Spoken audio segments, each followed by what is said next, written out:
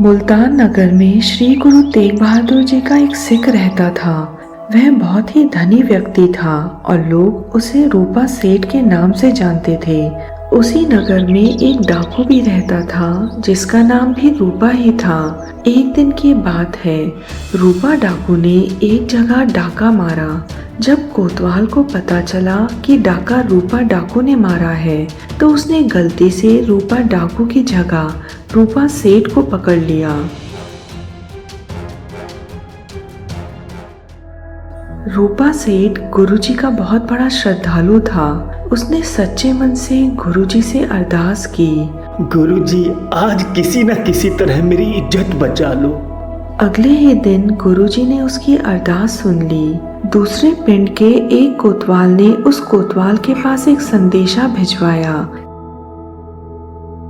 कोतवाल साहब, असली रूपा डाकू पकड़ लिया गया है और उसके पास चोरी का माल भी मिल गया है, इसलिए रूपा सेठ को छोड़ दीजिए। यह सुनकर कोतवाल ने अपनी की गई गलती की माफी मांगी और रूपा सेठ को छोड़ दिया।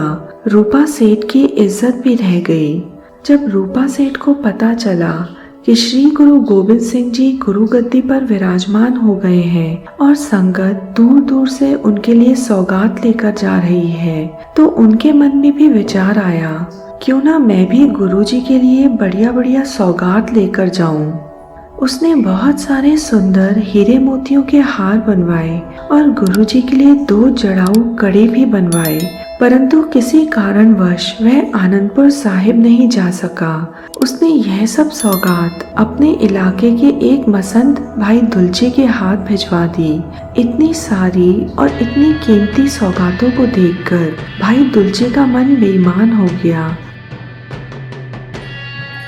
उसने जड़ाऊ कड़ी की जोड़ी अपने पगड़ी के अंदर छुपा ली और हीरे मोतियों के हार गुरु साहिब को भेंट कर दिए। श्री गुरु गोविंद सिंह जी को यह सब पहले ही पता था। उनको भाई दुलचे की चालाकी का पता चल गया था। अगले दिन जब दरबार सजा तो गुरु साहिब तख्त पर विराजमान हुए और वह बोले, भाई दुलचा कहाँ है? वह तुरंत मेरे सामने हाजिर हो।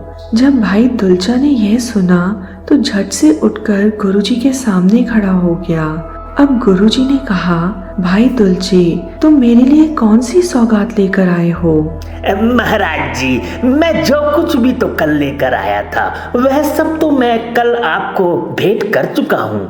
भाई दुलचे, अच्छी तरह याद कर ले, कहीं कोई चीज रह तो नहीं गई।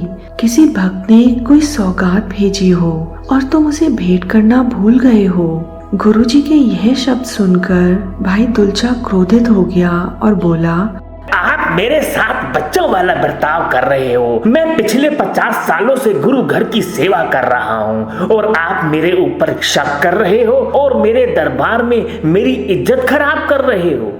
गुरुजी भाई दुलचे की यह बात सुनकर मुस्कुराए और बोले, भाई दुलचे, मेरे पास आओ।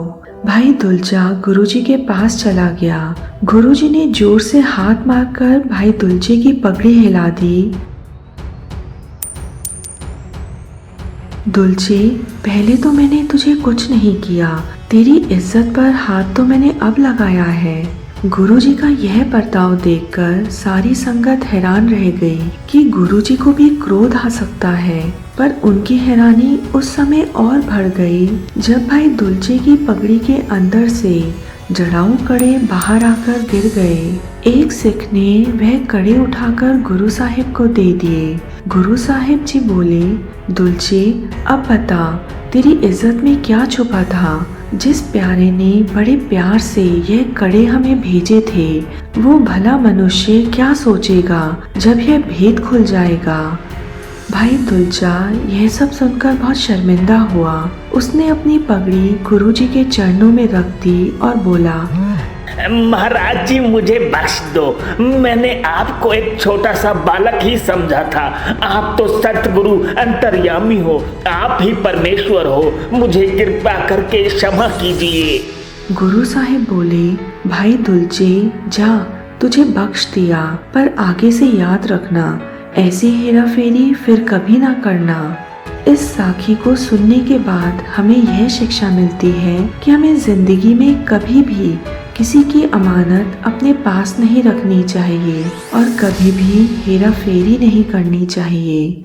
जो लोग रूखे होते हैं, यानी जिनके हृदय में प्रेम भावना नहीं होती, उन लोगों को श्री गुरु ग्रंथ साहिब जी समझाते हुए कहते हैं, हे नानक, जो मनुष्य रूखे वचन बोलता रहे तो उसका तन और मन दोनों रूखे हो जाते हैं, यानी मनुष्य के अंदर से प्रेम खत्म हो जाता है।